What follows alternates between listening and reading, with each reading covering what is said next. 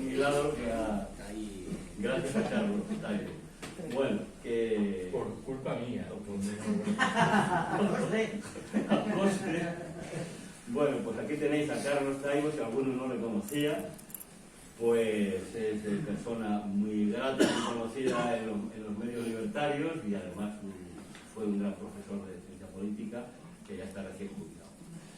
Ha hecho muchos trabajos, o por menos varios trabajos, sobre el tema del colapso en sus diversas variantes, que no voy a decir nada, pero en el que ahora nos ocupa es precisamente una de las posibles salidas, la más probablemente la más nefasta de la que podría ocurrir en caso de un colapso, que es más que probable. Y yo no quiero entreteneros más, sino que, bueno, daros las gracias, por supuesto, a todos y naturalmente a Carlos, que le doy la palabra. Muchas gracias, Carlos. Gracias a vosotros por invitarme a compartir este tiempo y poder trasladaros una reflexión relativa al ecofascismo, que es la materia por la que se interesa el último de mis libros, que apareció en el mes de septiembre y del que tenéis, por cierto, algunas copias ahí. Siempre que he acometido la tarea de intentar hablar sobre ecofascismo, he procurado transmitir 4 grandes ideas. ¿Cuál es la primera? Hace media docena de años publiqué una obra titulada Colapso. En su subtítulo se incorporaba la palabra ecofascismo y uno de los capítulos de ese trabajo se dedicaba a estudiar este fenómeno. Me interesa recuperar de manera muy rápida y sintética lo que en el transcurso de los 6 últimos años he ido contando por ahí en relación con el ecofascismo cuando he hablado sobre el colapso. Ya sé que el término ecofascismo es moderadamente sorprendente. Estamos acostumbradas a concluir que el prefijo eco acompaña siempre realidades saludables o, como poco, realidades neutras. Debo recordaros, sin embargo, que en el Partido Alemán Nacionalsocialista, el partido de Hitler, operó un activo grupo de presión de carácter ecológico que defendía la vuelta al mundo rural, que criticaba las consecuencias negativas derivadas de la urbanización y de la industrialización, que postulaba en su caso el despliegue de prácticas de corte vegetariano, todo ello naturalmente al servicio de una raza elegida que estaba en condiciones de imponer reglas del juego de obligado cumplimiento a los demás. Muchas veces he recomendado los últimos años la lectura de un libro de un periodista alemán llamado Karl Ameri. En su versión castellana, esa obra se titula Auschwitz, el nombre del campo de exterminio nazi en Polonia, comienza el siglo XXI en 3 signos de interrogación. La tesis principal que maneja Ameri en esa obra sugiere que estaríamos muy equivocadas si concluyésemos que las políticas que abrazaron los nazis alemanes 80 o 90 años atrás remiten a un momento histórico singularísimo, coyuntural y por ello afortunadamente irrepetible. Ameri nos exhorta antes bien a estudiar en detalle esas políticas. ¿Por qué? Porque bien pueden reaparecer en los años venideros, no defendidas ahora por ultramarginales grupos neonazis, sino postuladas por algunos de los principales centros de poder político y económico, cada vez más conscientes de la escasez general que se avecina y cada vez más firmemente decididos a preservar esos recursos escasos en unas pocas manos en virtud de un proyecto de darwinismo social militarizado de ecofascismo. Bien podéis intuir, en fin, que por detrás de esta propuesta, en lugar central, está una discusión demográfica. Está la idea de que en el planeta sobra gente, de tal manera que se trataría de marginar a quienes sobran. Esto ya lo hacen, es la versión más suave del fenómeno, y en la más dura, literalmente, de exterminarlos. Segunda cuestión que quiero abordar. Me interesa llamaros la atención sobre 5 hechos que creo sirven de asiento a la gestación de un proyecto ecofascista. El primero de esos hechos me obliga a rescatar algunos hechos históricos recientes que promueven la causa del ecofascismo. Ojo, no estoy abrazando ninguna tesis conspiratoria. No estoy sugiriendo que estos hechos que voy a mencionar inmediatamente fueron perfilados con la vista puesta en alentar posteriormente el surgimiento del ecofascismo. Me limito a certificar que mueven el carro correspondiente. El primero de esos hechos lo configuraron los atentados de Nueva York y de Washington en 2001 con la parafernalia antiterrorista acompañante. El segundo, la crisis de 2008, de la mano de la entronización del capitalismo financiero y de la bancocracia. Y el tercero y último, la pandemia, en este caso a través de la demostración de que era posible alentar un formidable ejercicio de servidumbre voluntaria de poblaciones enteras. Segundo elemento de asiento. Me interesa mucho subrayar esto. Tal y como yo lo percibo, el ecofascismo no surge en los cenáculos de la extrema derecha. La extrema derecha es comúnmente negacionista. Hay sus excepciones, pero lo común es que sea negacionista, que niega que exista el cambio climático o, en su defecto, que sugiera que este último no es el producto de la acción de la especie humana, y que niega también que las materias primas energéticas se están agotando. El ecofascismo no es, en modo alguno, en cambio, un proyecto negacionista.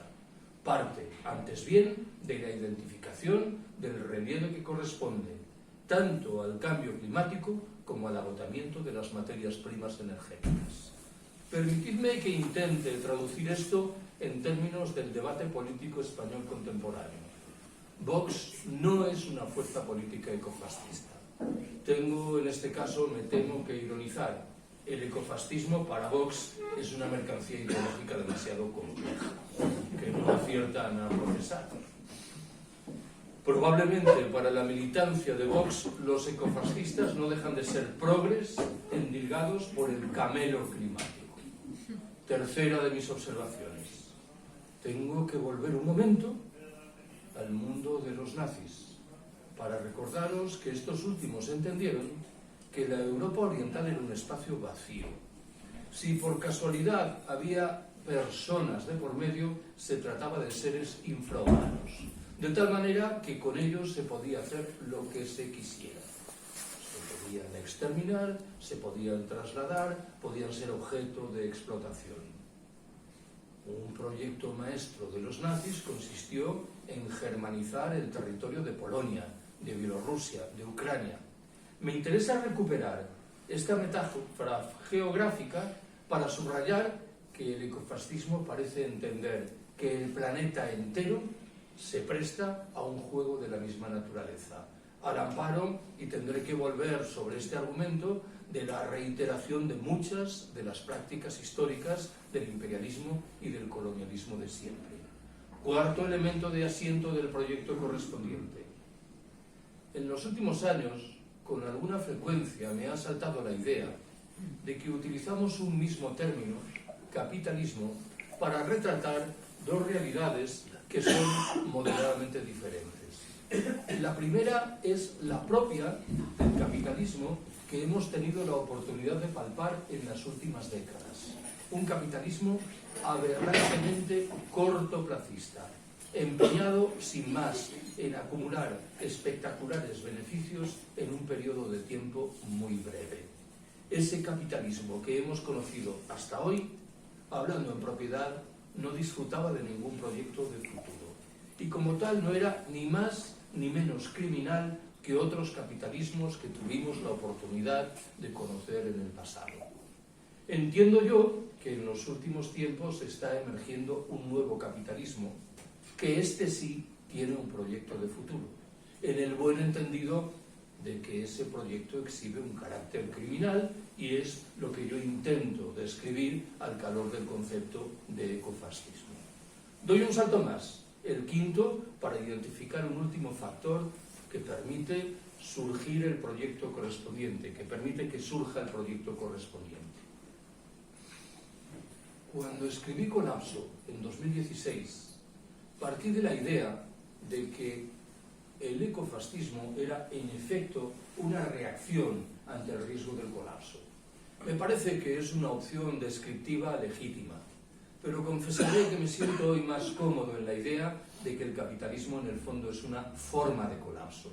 ¿Por qué digo esto? Bueno, si detrás de la propuesta correspondiente está la idea, pongamos por caso, de que hay que reducir la población planetaria de 8.000 millones de seres humanos a 4.000 millones, describir esto como un colapso me parece perfectamente legítimo, aunque sea un colapso que obedece a unas raíces y a una filosofía diferente de la que yo analicé en aquel libro. Tercera de mis observaciones. Creo que tiene sentido que preste atención a 10 debates que contribuyen, por un lado, a perfilar el concepto de ecofascismo y que, por el otro, abren debates, incógnitas, discusiones y polémicas. ¿Cuál es el primero de esos debates? Creo que tiene sentido que me pregunte cuáles son los objetivos mayores de un proyecto ecofascista. Responderé de manera muy pedagógica. El primer objetivo es hacer frente a los costos ingentes vinculados con el cambio climático.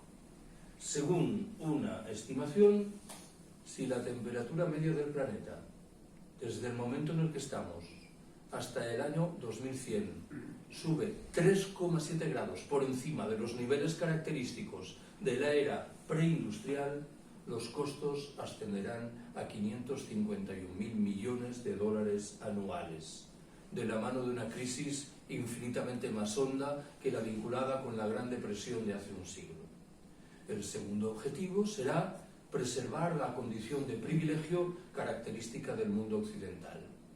Debo confesaros que enuncio este objetivo con algunas dudas. ¿Por qué? Porque, como veréis inmediatamente, en modo alguno descarto que al proyecto ecofascista se sumen grupos dirigentes procedentes de otros espacios geográficos y porque, por añadidura, no hay ningún motivo sólido para concluir que buena parte de la población del propio mundo occidental se vea castigada por el ecofascismo. El tercer y último propósito consistirá en garantizar que las cuentas de resultados de un puñado de grandes empresas se ajustan a lo que desean sus propietarios. Quiero llamaros la atención sobre el hecho de que para satisfacer estos objetivos han ido cobrando ya cuerpo en los últimos años herramientas muy sólidas, como por ejemplo la supeditación de la economía pública a los intereses privados, o como por ejemplo el establecimiento de normas legales que sobre el papel tienen un carácter provisional y que se orientan a hacer frente a determinados problemas coyunturales y que sin embargo parecen llamadas a quedarse. Segundo de los debates. El ecofascismo se apresta a surgir en el marco de lo que se ha dado en llamar las democracias liberales o, por el contrario, al amparo de sistemas políticos autoritarios de uno u otro cariz. No creo que haya que descartar ninguno de estos dos horizontes. Al respecto, me voy a limitar a formular 2 o 3 ideas rápidas. A buen seguro que sabéis que Hitler llegó al poder en 1933 en Alemania tras haberse impuesto su partido en unas elecciones generales. Utilizó, pues, los resortes de una democracia liberal que a continuación se encargó de dinamitar. El Estado de Israel es una democracia liberal hacia adentro y un proyecto genocida hacia afuera. Sospecho que esta combinación es ilustrativa de lo que pueden significar determinadas derivas del ecofascismo. Me permito agregar, de la mano de un comentario personal, que cuando escucho que alguien, probablemente llevado de buena fe, con saludable intención, afirma que la resolución de los grandes problemas medioambientales reclama el despliegue de fórmulas autoritarias, está ignorando un debate de fondo. ¿Cuáles son esas fórmulas y en manos de quiénes se encuentran? Porque sospecho que lo que inicialmente parece una propuesta razonable o entendible, al final puede mover el carro del ecofascismo. Tercero de los debates. El ecofascismo necesitará, sin duda, de un proyecto represivo que apuntará a satisfacer media docena de objetivos. El primero, obvio, será establecer la selección. quiero recordaros al respecto que en el inicio de los confinamientos, hace casi 3 años, cobró cuerpo un término llamativo que era un calco del francés, triaje. Servía para identificar las fórmulas que se aplicaban en los hospitales o en las residencias de ancianos para determinar cuáles eran los pacientes que debían ser atendidos y cuáles debían quedar librados a su suerte.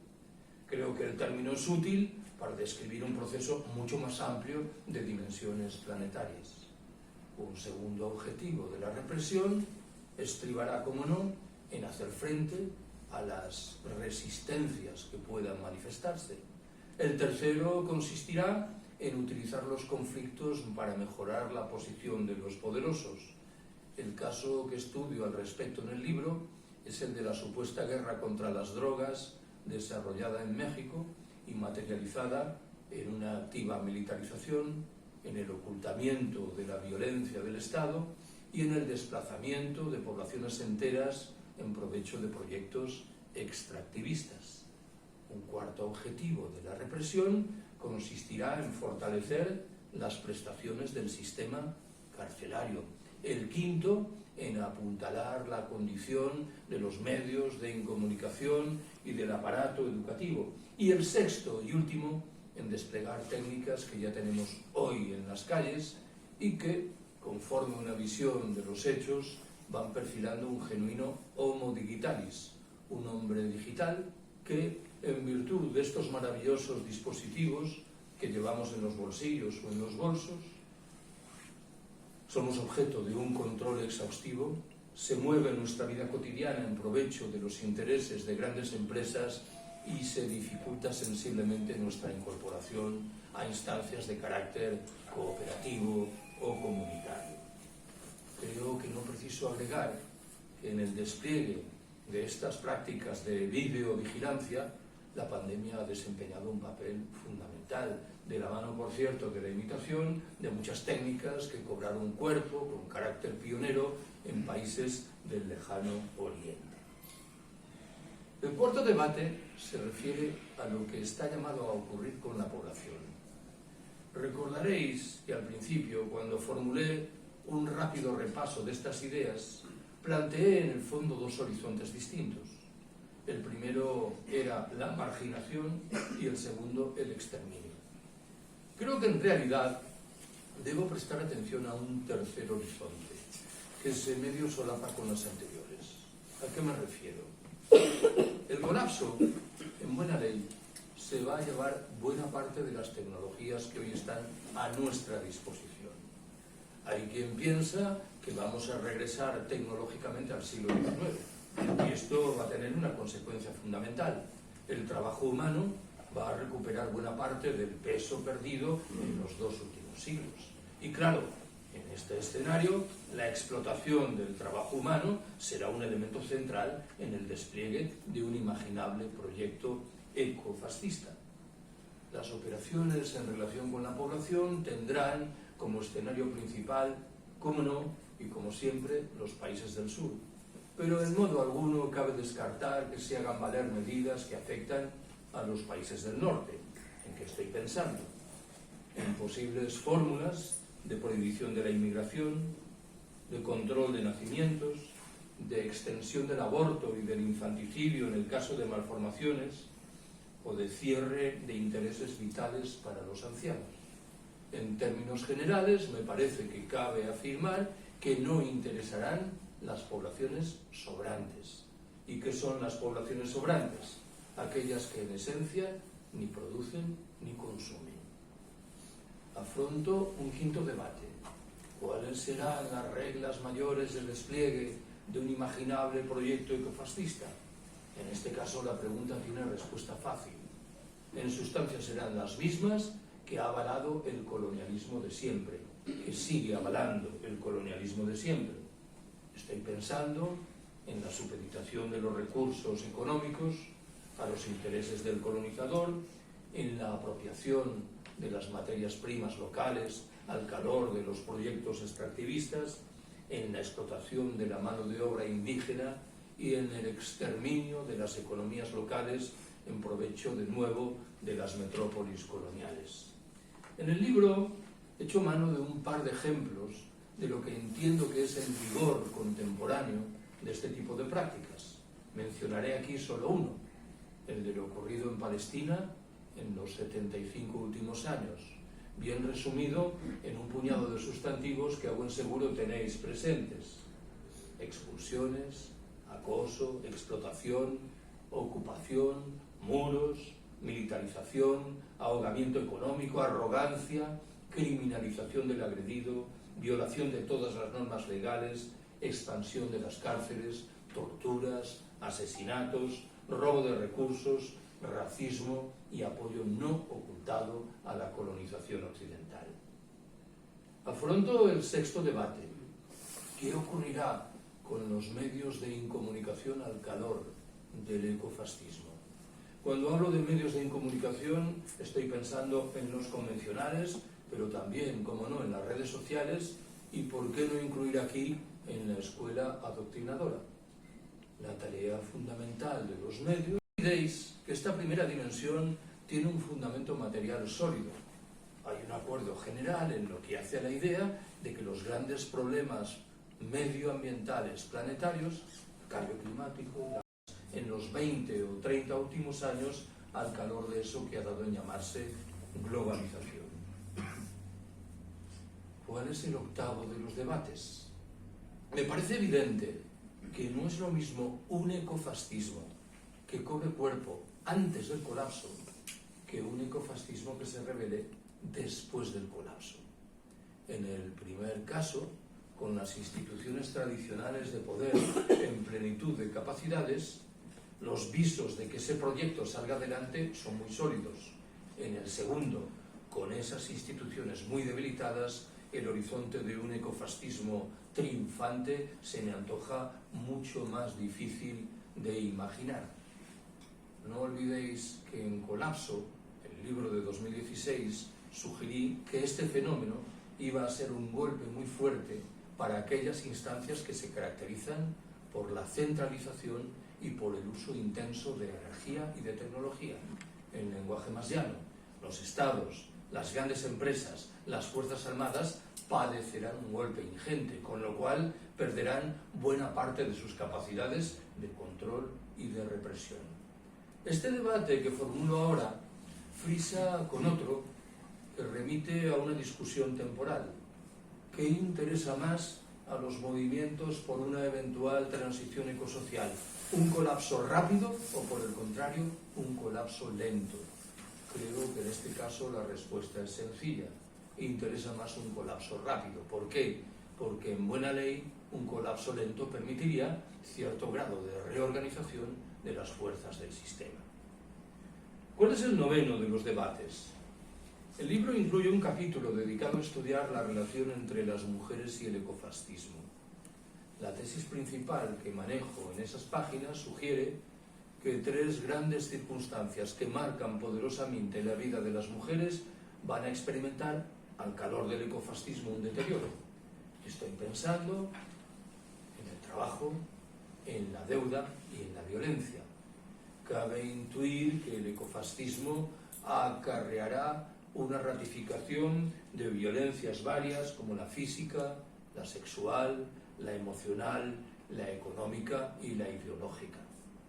En esas páginas me hago eco de una categorización, la del capitalismo gore, de la que es responsable Sayak Valencia, y que creo que viene al pelo para intuir lo que puede ocurrir. ¿Cuáles son, según Valencia, los rasgos del capitalismo gore? El primero es la huella del colonialismo, del racismo y del clasismo comunes en los países excoloniales. El segundo lo aporta la masculinidad machista y violenta, convertida en maquinaria de guerra al servicio del Estado. La tercera iba de la mano de la precarización económica y existencial de las poblaciones, a través de la depreciación de las clases pobres y de la degradación del trabajo. Y la cuarta y última la aporta la aceptación de los ideales neoliberales en materia de ascenso social e individualismo. Abordo el décimo y último debate. que me invita a identificar una excelsa paradoja. Quienes son responsables principales, por no decir únicos, de la gestación de los grandes problemas medioambientales, y hablo de personas, de élites y también de espacios geográficos, se aprestan a endosar la resolución de esos problemas sobre quienes de siempre han sido sus víctimas. Permitidme que al respecto recupere un puñado de datos. Entre 1850 y el año 2000, los países del norte aportaron un 19% de la población planetaria, mientras protagonizaban un 73% de las emisiones de CO2. En 2014, Estados Unidos era responsable de un 27% de las emisiones históricas acumuladas de este último, del CO2, frente al 25% de la Unión Europea, al 11% de China y al 8% de Rusia. En Estados Unidos hay hoy 832 vehículos por cada 1000 habitantes, frente a los 606 de la Europa Occidental, los 39 de África y los 36 de la India. Las desigualdades, como sabéis, no remiten. En 2020, el 1% más rico de la población mundial detentaba más del doble de las riquezas a disposición del 92% más pobre, esto es, de casi 7.000 millones de personas. Los efectos del cambio climático, como sin duda también sabéis, se hacen sentir ante todo en los países del sur. Solo hay un país rico en el sur que parece llamado a experimentarlos en su carne de manera dramática. Hablo de Australia. En fin, esos países, los del sur, son la fuente principal de emigrantes climáticos y de conflictos vinculados en un grado u otro con las grandes cuestiones medioambientales. También en este caso creo que tiene sentido que descienda un momento a glosar una dimensión de la política española. Si alguien me tirase de la lengua y me preguntase por un nombre que retrata con relieve planetario la condición de un proyecto ecofascista, mencionaría inmediatamente el del expresidente norteamericano Donald Trump. Alguien, a buen seguro, diría: a ver, Carlos, subrayaste al principio que el ecofascismo no es un proyecto negacionista. Trump, en cambio, era un negacionista. Bueno, Trump era un negacionista de aquella manera. El Trump empeñado en comprarle Groenlandia, esa gigantesca isla del Ártico, a Dinamarca, era alguien perfectamente consciente del agotamiento de materias primas energéticas y no energéticas muy golosas. Creo que en el panorama político español hay una figura que reproduce de manera mimética muchos de los códigos del ecofascismo. Hablo de esta estimulante figura intelectual que es el expresidente José María Aznar. Hay una frase que José María Aznar pronunciaba una y otra vez y que sospecho que pasaba inadvertida porque forma parte del código común, del acervo de los políticos. La frase decía: mi gran proyecto consiste en colocar a España en plenitud en el club de los países más ricos. Ojo con la frasecita porque tiene más hondura de lo que pudiera parecer. Es una defensa obscena del sálvese quien pueda. Sálveme yo y lo que le ocurra a los demás no me importa. El problema de la frase de Aznar es que unos años después la escuché literalmente en los mismos términos en labios de su sucesor en la presidencia del gobierno, José Luis Rodríguez Zapatero, algo que me invita a ratificar la idea de que este proyecto forma parte del ADN de nuestra clase política. Creo que de lo que acabo de contar se sigue una conclusión legítima. Aunque he invocado el nombre de Donald Trump, en modo alguno voy a descartar la posibilidad de que el actual presidente norteamericano, el demócrata Joe Biden, encabece un proyecto de carácter ecofascista. Cuarta y última de mis observaciones en forma de 4 conclusiones. ¿Qué dice la primera? Tengo yo la impresión de que en los 3 o 4 últimos años hemos experimentado una aceleración imprevista de muchos procesos, que ha hecho que menguase nuestra capacidad de procesarlos. ¿En qué estoy pensando? Empiezo por donde terminé al principio. En primer lugar, en la pandemia. Por encima de todo, creo que la pandemia, que no es el ecofascismo, ha demostrado, sin embargo, que un proyecto ecofascista es posible.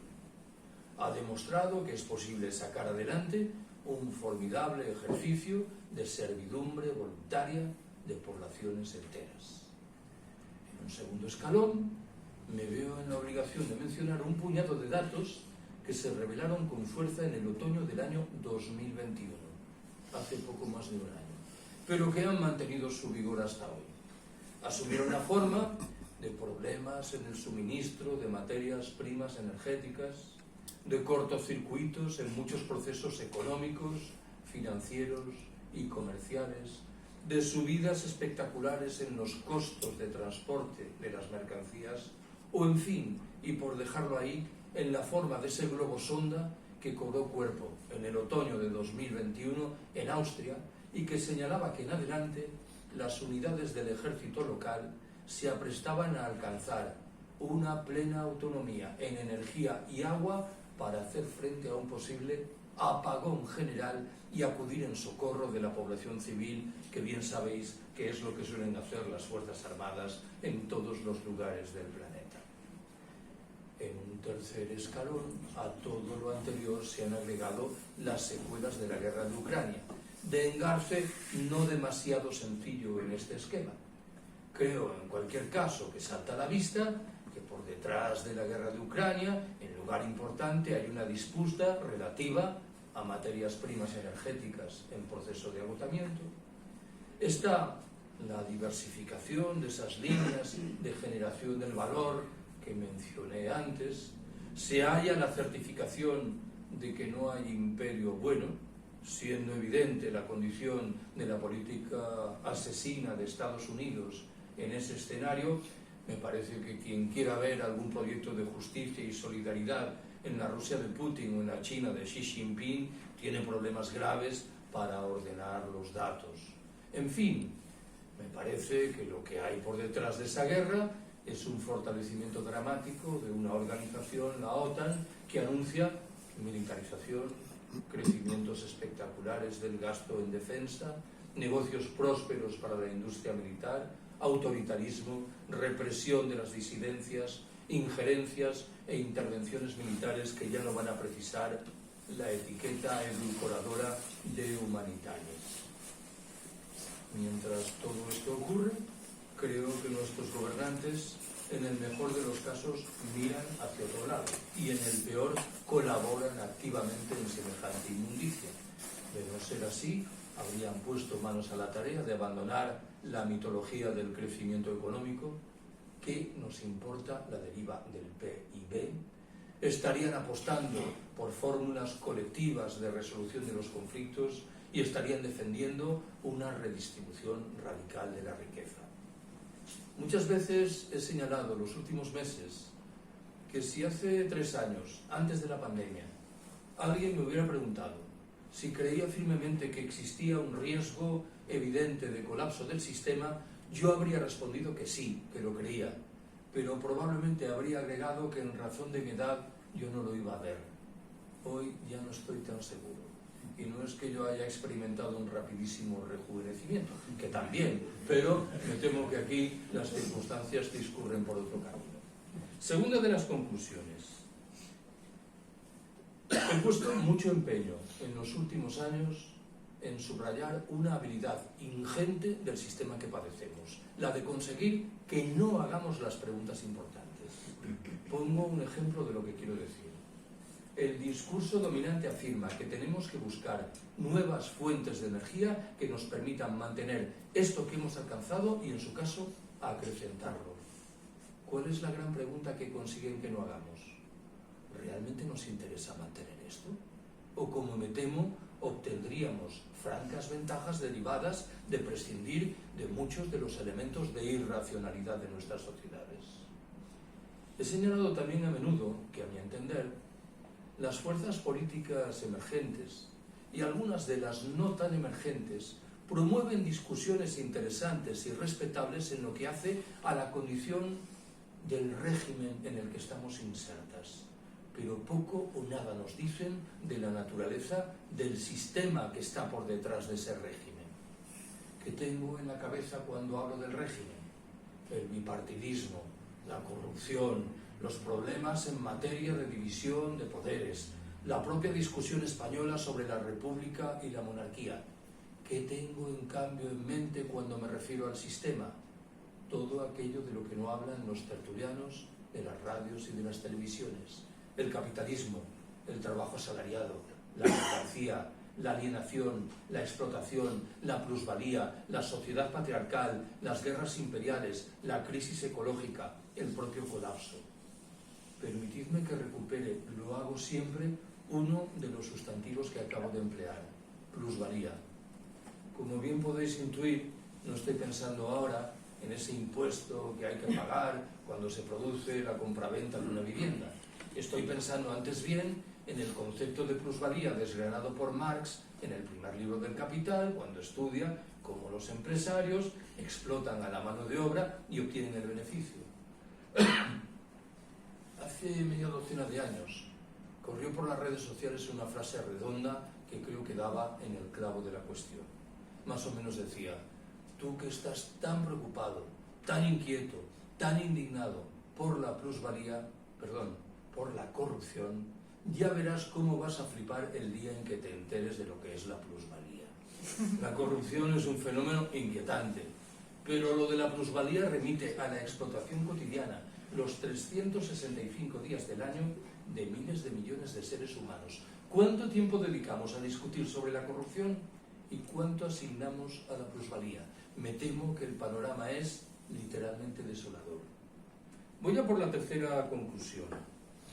Últimamente también me da por señalar que cuando hablo en público de estas materias tengo la sospecha de que la mitad de las personas asistentes piensan que soy un optimista patológico y la otra mitad estiman que soy un pesimista desaforado. No preciso recordaros que yo digo lo mismo para las unas y para las otras. Sospecho que al respecto tiene mayor relieve lo que cada cual lleva dentro de la cabeza que lo que yo objetivamente esté contando. Me interesa transmitiros, lo hago siempre, un mensaje de optimismo mesurado, que bebe de dos circunstancias distintas.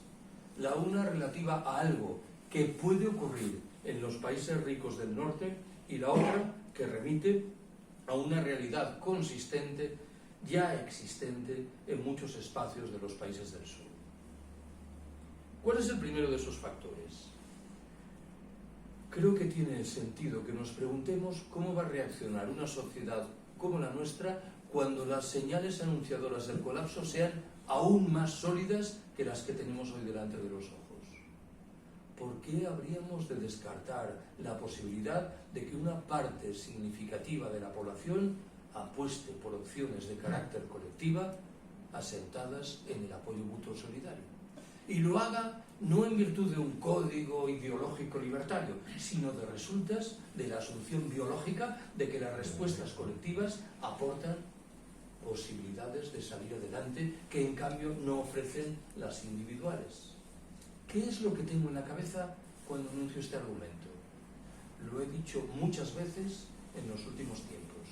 Hemos prestado muy poca atención a esos grupos de apoyo mutuo que germinaron en el momento inicial de los confinamientos hace casi 3 años. ¿Por qué me interesa? Por 3 razones. La primera es la menos importante, tiene un carácter casi lingüístico, filológico. Me refiero al hecho de que muchos de esos grupos llamativamente decidieron autodescribirse como grupos de apoyo mutuo. Es el término, como sin duda sabéis, que da título a un libro maravilloso de Kropotkin en el que este último demuestra de manera empírica que hay muy numerosos y muy consistentes ejemplos de especies animales que progresan a través de la cooperación y de la solidaridad y no de resultas de la competición más feroz. La segunda razón que provoca atracción a esos grupos es el hecho de que, a mi entender, hasta donde llega mi conocimiento, que admitiré que es precario, en la mayoría de los casos fueron perfilados por la gente común, por gente de a pie, y no por activistas hiperconscientes de movimientos sociales críticos. Era la gente común honestamente preocupada por los problemas que acosaban a sus vecinos o vecinas. La tercera y última razón invita a enunciar una obviedad. En esos grupos había una franca preeminencia de mujeres. Cuando lo que está de por medio es el mantenimiento de la vida, las mujeres están o suelen estar un paso por delante. Esto que acabo de contaros creo que debo acompañarlo de una recomendación encarecida de lectura, la de un libro de una ensayista norteamericana llamada Rebecca Solnit. En su versión castellana la obra se titula El paraíso en el infierno. En sustancia es un estudio de cómo los integrantes de las clases populares reaccionan en escenarios de catástrofe. Qué sé yo, un maremoto, un terremoto, una erupción volcánica, los atentados de Nueva York y de Washington en 2001, los bombardeos alemanes sobre Londres durante la Segunda Guerra Mundial, el propio colapso.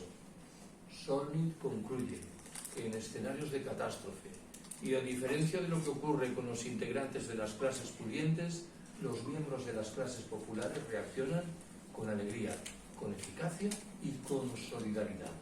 No cerremos esta ventana. ¿Cuál es el otro factor que anuncié que mueve el carro de un optimismo mesurado? En muchos países del sur perviven culturas precapitalistas que han conservado hábitos de trabajo colectivo y de solidaridad, y que en determinados escenarios se están fusionando con proyectos anticapitalistas. Entiendo yo, por rescatar dos ejemplos, que esto ha ocurrido en Chiapas, en México, en el último cuarto del siglo, al calor del zapatismo, y enrollaba esa franja de territorio mayoritariamente poblada por kurdos, emplazada en el norte de Siria, en una etapa más reciente, al amparo de lo que se ha dado en llamar el confederalismo democrático. En los dos escenarios se han desplegado economías autogestionario-cooperativas que recelan de la institución Estado, que rechazan por igual lo que significan el capitalismo liberal y el socialismo de cuartel, que han colocado a las mujeres en el núcleo del proyecto de emancipación, que muestran un empeño singular en preservar sabidurías ancestrales y, en fin, que exhiben un respeto puntilloso por las reglas de la naturaleza. Me parece que haríamos bien en mirarnos en el espejo de estas gentes. Voy a por la cuarta y última conclusión. Parece que estoy medio obligado a formular una pregunta. ¿Vamos a conseguir esquivar el colapso? En mi intuición, subrayo que hablo de una intuición, la respuesta es no. Lo que está a nuestro alcance es mitigar algunas de las consecuencias más negativas del fenómeno y postergar un poco su manifestación en el tiempo. Debo confesaros, lo hago siempre, que este segundo horizonte, lo de postergar esa manifestación en el tiempo, no acaba de convencerme. Al respecto, tengo en mente el título moderadamente humorístico de un libro de un norteamericano llamado John Michael Green. En una imaginable traducción castellana, la obra se titularía Colapse ahora y evite aglomeraciones. La tesis principal de Green es que, como quiera que el colapso probablemente es un fenómeno inevitable, la tarea principal que deberíamos acometer ya es empezar a construir los rasgos de la sociedad poscolapsista. Ahora que el cambio climático todavía no ha tenido sus consecuencias más negativas, ahora que todavía contamos con materias primas energéticas en cantidades importantes, desde el recuerdo de que la mayoría de los colapsos registrados en el pasado han tenido muchos de los problemas que nos acosan en lo que respecta a la propiedad privada y a la deuda. Gracias por haberme escuchado.